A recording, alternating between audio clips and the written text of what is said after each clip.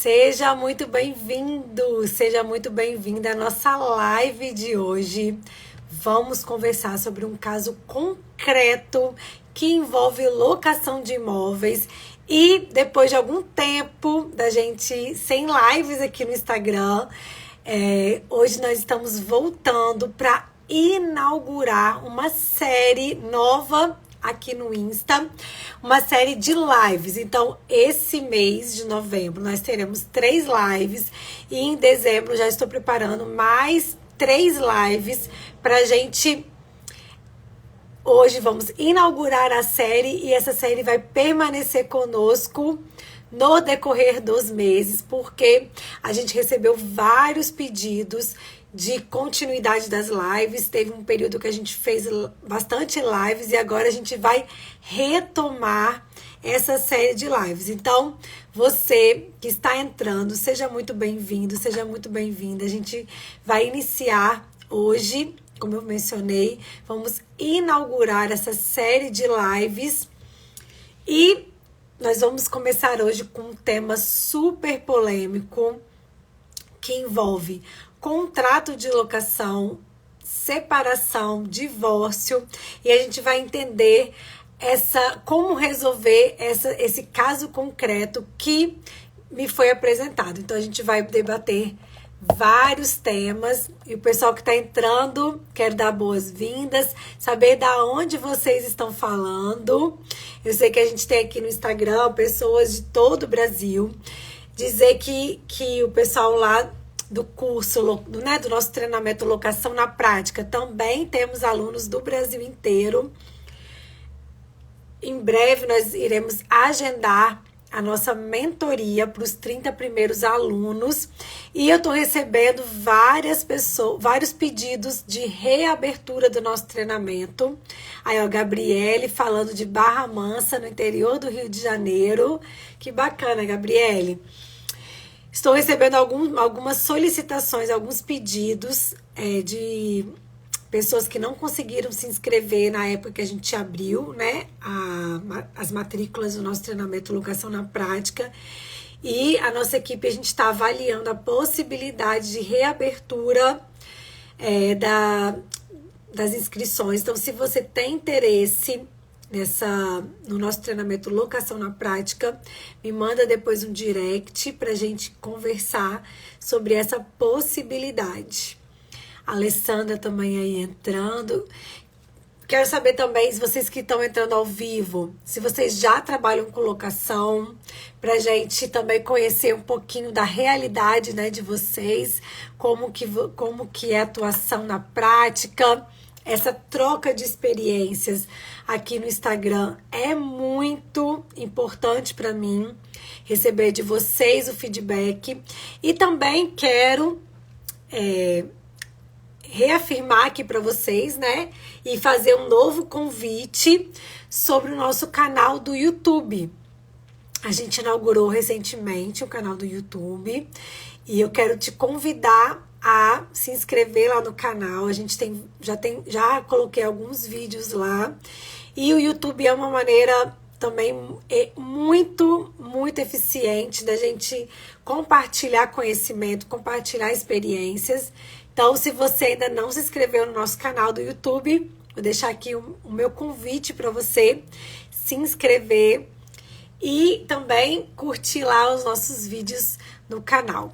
Pessoal, como vocês sabem, aqui as nossas lives, elas são objetivas, porque eu sei que o tempo de vocês é muito precioso.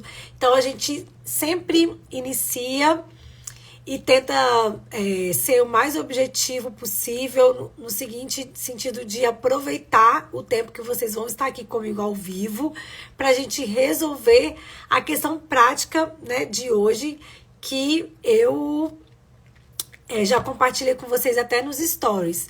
Rafael também dando boa noite. Depois, Rafael, conta pra gente de onde você tá falando.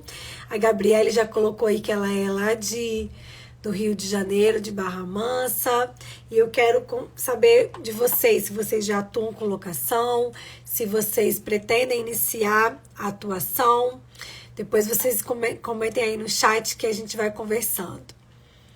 Pessoal, hoje, então, a nossa proposta é debater, na verdade, a gente vai verticalizar o nosso conhecimento sobre o artigo 12 da Lei de Locação.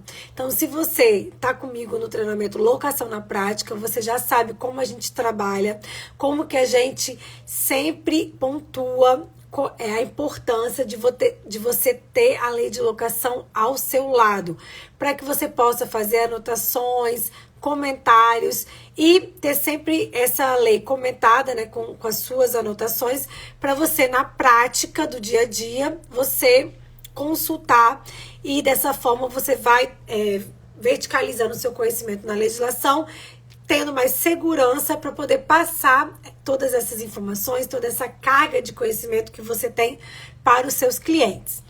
Então, hoje a gente vai verticalizar especificamente, vou abrir aqui a legislação, o artigo 12 da Lei de Locação, que trata sobre a hipótese de separação. Na verdade, esse artigo 12, ele sofreu uma alteração em 2009, uma alteração substancial, porque caso vocês tenham acesso, né, à legislação, e o Rafael está falando aí de São Paulo, e no site do Planalto a gente consegue verificar justamente essa alteração. Na lei anterior, né, antes de 2009, antes da modificação, a redação do artigo, ela não falava da união estável. Então, em 2009, veio essa alteração legislativa, colocando também a previsão da união estável, da dissolução da união estável. Então, isso foi uma alteração importantíssima, porque a gente sabe que a realidade da união estável é presente na nossa sociedade e a legislação precisa acompanhar essa evolução da sociedade. Então, hoje, o artigo, na verdade, assim, acho que a gente pode mencionar o artigo 12. Eu não vou ler o artigo, porque eu acho que essa leitura do artigo você pode fazer aí na sua casa, mas é importante que você tenha esse conhecimento, né, que a gente vai abordar esse artigo, para que depois você possa ler com calma e vá relembrando aquilo que a gente discutiu hoje na nossa live. Então, um caso concreto que a gente se propôs a debater hoje na live. Ó, a doutora Ana Paula entrou aí ao vivo, uma colega que eu tô sentindo falta de fazer live com ela, já cobrei. Nessa série de lives de novembro e dezembro, vou tentar encaixar uma live com a doutora Ana Paula, que é maravilhosa, trabalha lá no DF. Bom, pessoal, vamos lá. Nossa proposta de hoje, o questionamento, né, que a gente colocou para vocês vou me separar e moro em um imóvel alugado. O que eu devo fazer? E aí a gente trouxe para vocês nos stories um caso concreto que falava justamente sobre essa separação. E aí eu vou ler para vocês para a gente consolidar a problemática, e a partir do problema a gente vai buscando a solução. Bom, a consulta que me fizeram foi a seguinte: a pessoa se separou do marido em 2021 e o aluguel estava em nome dela. Vamos colocar aí o nome de Maria. Então, Maria era casada, celebrou o contrato de aluguel e o contrato de aluguel estava em nome dela e ela se separou em 2021. O contrato de locação tinha o pai da Maria como fiador, né, garantidor ali daquela locação. E então, ela, no divórcio, o que aconteceu? Eles estabeleceram que Maria, ela iria sair do imóvel e o ex-marido, vamos colocar o nome de João, fictício, né? O ex-marido João permaneceria no imóvel. E até hoje, 2022, ele tá lá. Então, João depois de um ano do divórcio, continua ali no imóvel. A Maria, ela me procurou porque ela ela, na verdade, me apresentou várias dúvidas sobre a responsabilidade, né, dela perante aquela locação, considerando que o contrato de locação foi celebrado no nome dela. Então ela veio assim, Vanessa, eu preciso saber se eu ainda estou vinculada ali àquele bem. Meu pai também veio me questionar porque ele é fiador. E como que meu pai ele ainda está atrelado ali depois de 1 ano do meu divórcio? Será que existe a possibilidade da gente se retirar daquele contrato? E ela me apresentou uma situação de que a imobiliária... Ela chegou a fazer essa consulta para a imobiliária que realiza a administração do aluguel, e a imobiliária ela passou para a Maria a necessidade de uma rescisão do contrato e elaboração de outro contrato em nome do João. Então ela veio me perguntar, né, me questionar, a consulta dela foi nesse sentido, se essa exigência da imobiliária estaria adequada.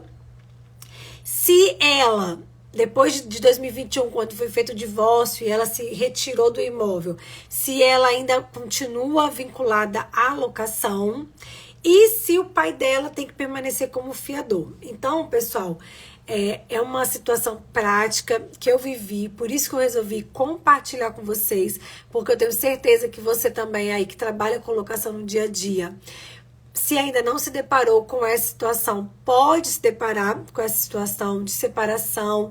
Então é importante que você tenha esse conhecimento para você fazer, para que você possa orientar de forma adequada o seu cliente. Então, pessoal, em resumo, a gente pode resumir o nosso problema no seguinte: o contrato de locação foi celebrado em nome da esposa, o pai dela era o garantidor, o fiador, e o marido, depois da separação, permaneceu no imóvel, mas ela, esposa, ela quer se retirar daquela situação ali, daquela vinculação do contrato de aluguel. Ela pode retirar, não pode retirar, tem que fazer uma rescisão do contrato de locação, outro contrato em nome do marido. Isso tudo a gente vai resolver na live de hoje. E eu também vou mostrar para vocês alguns elementos que são pontuais e que, se você não tiver atenção e não tiver prática na locação, você pode passar despercebido e você pode orientar de forma equivocada o seu cliente. Pessoal, quem está entrando agora, a gente está inaugurando hoje uma série, que é a série de lives. Hoje vai ser a primeira live, depois nós teremos em novembro mais 3 lives. Inclusive, no nosso Instagram, eu já disponibilizei para vocês as datas das lives, então você já pode deixar agendado no seu calendário. E eu tô muito, muito, muito feliz de estar retornando com as lives, depois de um tempo fora, as férias. Eu sei que vocês acompanharam aqui a minha viagem para a Itália, que foi a concretização de um sonho maravilhoso. E agora a gente está retornando das férias, retornando para a série de lives. E eu quero muito que vocês estejam comigo, porque essa troca aqui que a gente tem no Instagram é simplesmente fenomenal. E também lá no nosso YouTube, em breve a gente está marcando lives, a gente vai divulgar para vocês, mas a gente vai marcar também lives que vão ser feitas lá no canal do YouTube. Então é importante que você se inscreva para você também receber essa informação. Então vamos lá, pessoal. E aí, vocês que acompanharam aqui a problemática que eu trouxe para vocês. No caso de divórcio, a Maria, será que ela permanece vinculada, mesmo ela se retirando do imóvel, ela saindo do imóvel, e o ex-marido João permanecendo ali naquele imóvel? Será que se o João deixar de pagar um condomínio, deixar de pagar um valor do aluguel ali, uma mensalidade, será que a Maria ela vai ser responsabilizada, considerando que ela é a locatária no contrato de locação? O que vocês acham? Digam aí, pessoal. Quero ouvir a opinião de vocês também, hein? Que eu gosto dessa interação, gosto que vocês participem.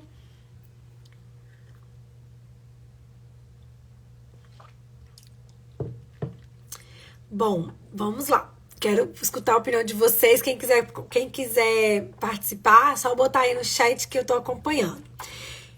Primeiro ponto que a gente tem que trabalhar, como vocês sabem, a gente gosta de fazer essa live bem objetiva para a gente ultrapassar todas as problemáticas e chegar à resposta final. O primeiro ponto que a gente tem que ultrapassar é o seguinte: será que o locador, ele pode simplesmente falar que, tendo ciência dessa situação, né, do divórcio, será que ele pode exigir uma rescisão do contrato, como a imobiliária fez para Maria? Porque Maria me procurou dizendo que a imobiliária estava obrigando-a a fazer uma rescisão do contrato e um novo contrato agora em nome do João, do ex-marido. Será que essa exigência é possível? Será que o locador ele pode se recusar a deixar o João ali no imóvel? Ó, a Elisa tá falando aí que não. E aí, pessoal, o que vocês acham? Será que, primeiro, será que a Maria ela fica vinculada ao imóvel? Será que o locador pode falar que não vai querer impor uma rescisão do contrato? Ó, a Elisa está colocando aí, ó, se um dos cônjuges ficar no imóvel, o contrato continua. Exatamente. A resposta da Elisa sobre a impossibilidade do locador rescindir, né, o contrato de locação é perfeita. De fato, a exigência da imobiliária em realizar uma rescisão do contrato de locação é uma exigência indevida, considerando que o artigo 12 ele estabelece a subrogação da locação. No entanto, a gente tem que pensar sobre a questão da responsabilidade da Maria perante o contrato de locação. Por quê?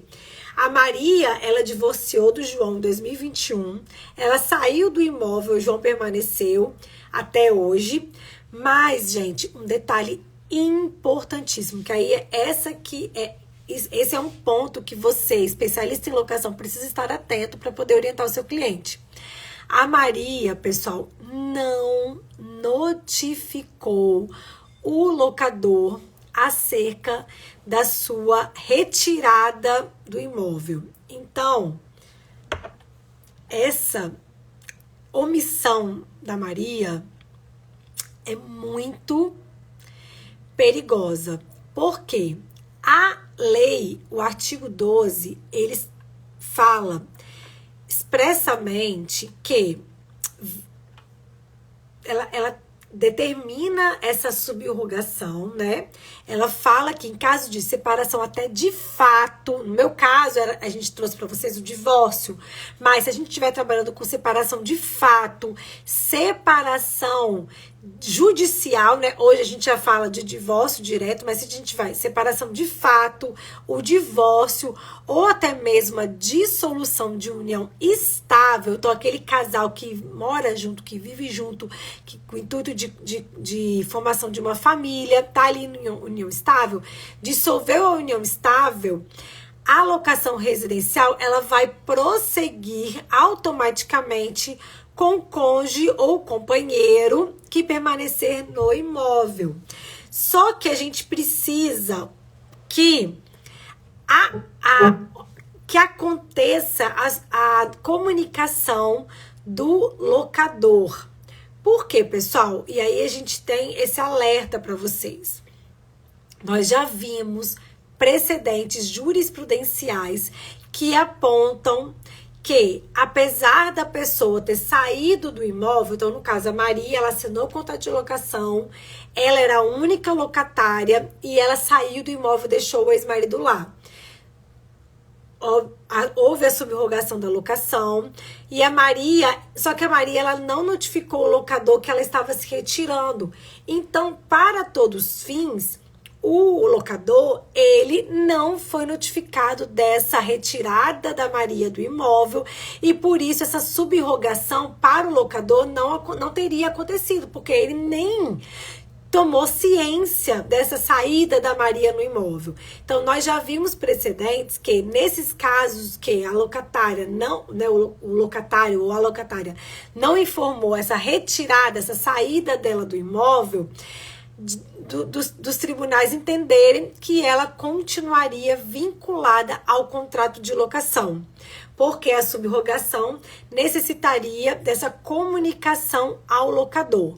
Então, a gente sempre orienta que, nos casos de separação, nos casos de divórcio, de dissolução de união estável, se o contrato de locação foi feito pela pessoa que está saindo do imóvel, ela deve comunicar ao locador da situação, né, que está acontecendo e que a partir daquela data houve a subrogação da locação para o ex-cônjuge. Então, a gente está em Yuri.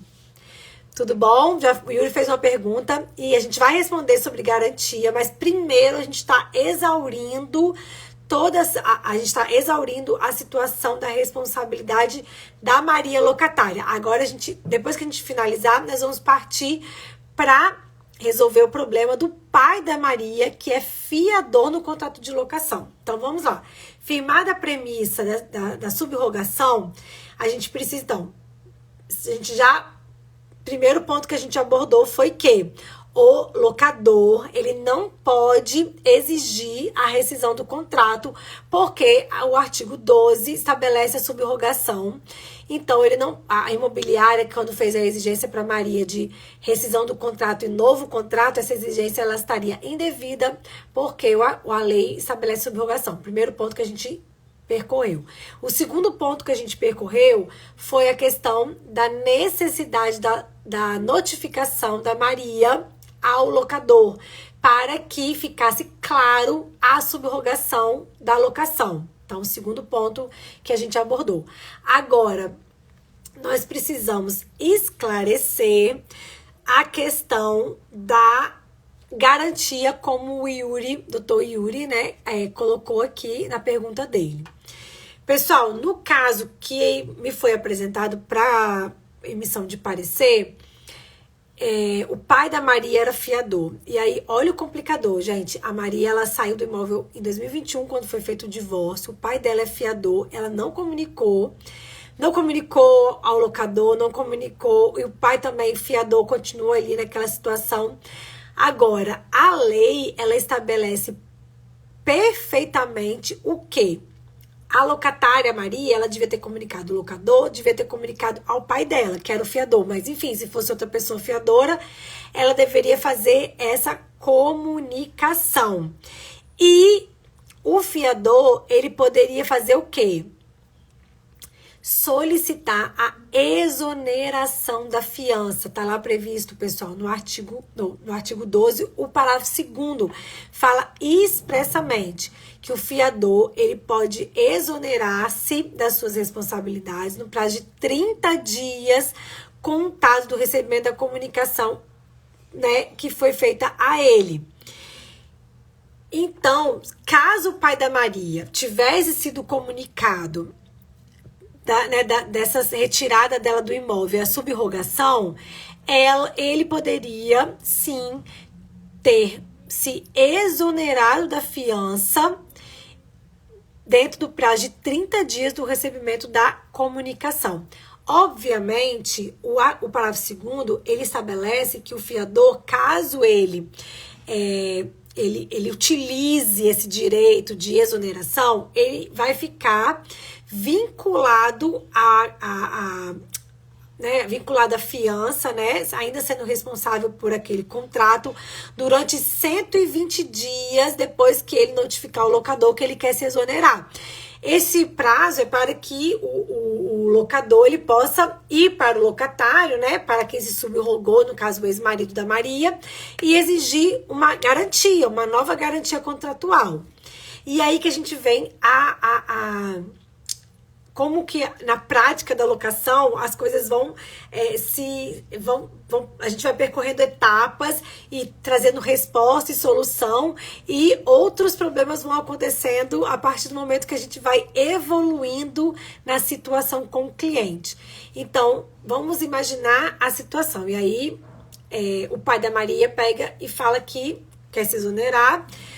O locador, ele vai, então, exigir a nova garantia do quem se subrogou, no caso, o ex-marido. E aí, pessoal, imagina a situação que o ex-marido, que vai permanecer no imóvel, ele não consegue apresentar outra garantia. Não consegue apresentar outra garantia, tenta outras modalidades, também não é aprovado o cadastro.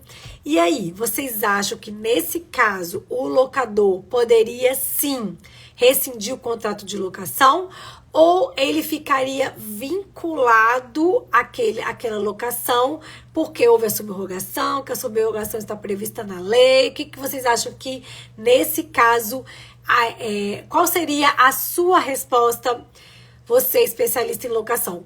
O que você apresentaria para o seu cliente? O locador, ele tem que ficar vinculado, ou ele pode, diante dessa situação de não apresentação de garantia, de nova garantia, ele pode solicitar a rescisão do contrato de locação? Qual a opinião de vocês?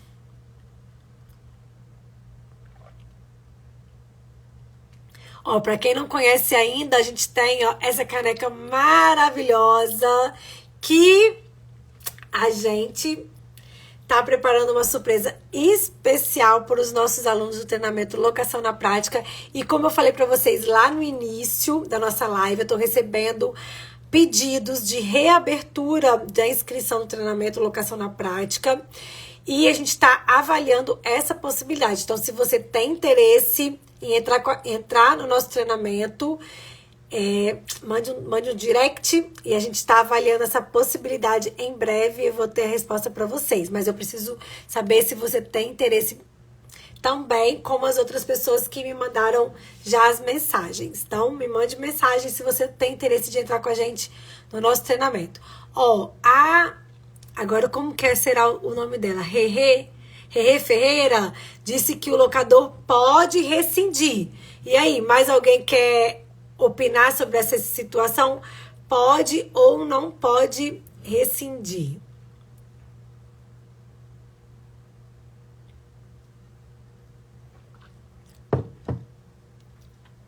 Quem tá?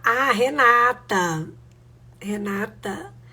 O que o Yuri colocou? Minha opinião, possível a rescisão não preenchidos os requisitos de garantia e condição pessoal e objetiva da locação. Pois é, Yuri, nessa questão da preenchimento da condição pessoal, a gente não vai ter avaliação, na verdade, do cadastro do ex-marido, né? Porque houve a subrogação e ele permaneceu no imóvel. Isso é interessante também. Apesar de você não ter que fazer um novo contrato de locação, no caso com o João, né? Você não precisa fazer um novo contrato de locação. A minha orientação para as imobiliárias que eu presto assessoria é sempre fazer um aditivo contratual para que você tenha o cadastro, as informações ali daquela pessoa que permaneceu no imóvel. Por quê? Para que você possa fazer uma comunicação e até mesmo para, no caso de eventual cobrança extrajudicial, para vocês que estão lá no nosso treinamento Locação na Prática, a gente nossa última aula, a gente apresenta os negócios jurídicos processuais, e aí a gente narra ali, traz para vocês aquelas cláusulas que a gente insere no contrato de locação para fazer a cobrança extrajudicial. Então é importante que, para que você tenha uma cobrança extrajudicial eficaz, que você tenha o cadastro completo de quem é o responsável pelo pagamento daqueles valores. Então, se você, apesar de você não ter que fazer um outro contrato de locação, porque o ex-marido se subroga na locação, a minha orientação é que você faça um aditivo contratual para que você obtenha todas as informações cadastrais daquela pessoa que, a partir daquele momento da subrogação, passará a ser responsável pela locação. O Yuri colocou aqui, ó, penso igual, doutora. Isso mesmo. Nós, especialistas em locação, temos que pensar sempre na frente, evitar prejuízo, evitar o poder judiciário. A gente sempre trabalha aqui com vocês. O poder judiciário, ele tem que ser a última opção. Nós sabemos da taxa de congestionamento do poder judiciário, que é enorme. Então, a gente sabe quando a gente entra com o processo judicial, mas a gente nunca sabe quando a gente vai sair do processo judicial.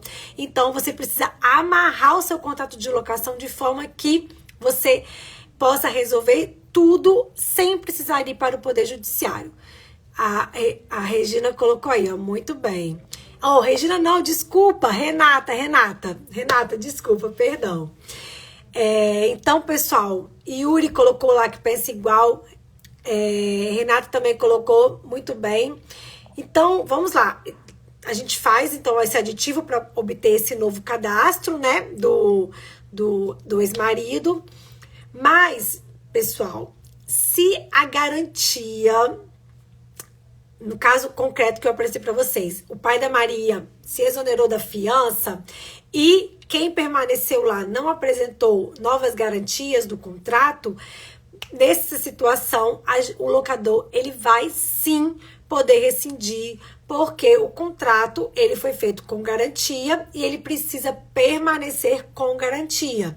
Então, nessa situação prática, se o pai da Maria se exonerou, você vai poder orientar o locador que ele tem duas opções. Ou ele deixa o contrato sem garantia, que nós já conversamos aqui sobre essa possibilidade, né, de ter vantagens em ter um contrato de locação sem garantia. Então, você vai passar para o locador, olha, aconteceu subrogação, né, a locatária que assinou o contrato, ela se retirou do imóvel, mas o ex-marido permaneceu, então ele se subroga conforme o artigo 12, mas a garantia que o ex-marido está prestando não foi aprovada, e aí você traz a possibilidade para o locador dele permanecer com o contrato sem a garantia, ou ele vai notificar no caso o ex-marido, para fazer a rescisão do contrato de locação. Então, você precisa ser transparente ao locador, porque talvez o locador queira